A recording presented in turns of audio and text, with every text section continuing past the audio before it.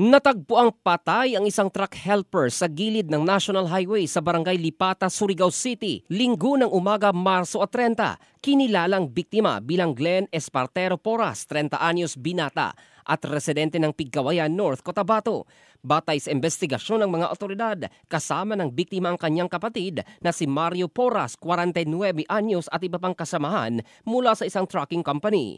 Galing sila sa North Cotabato sakay ng isang closed van na nakaparada sa Barangay Lipata habang naghihintay ng biyahe ng lansya patungong Liloan. Ayon kay Mario, bago matulog noong gabi 9 ang kanyang kapatid, nakainom pa ng isang bote ng energy drink.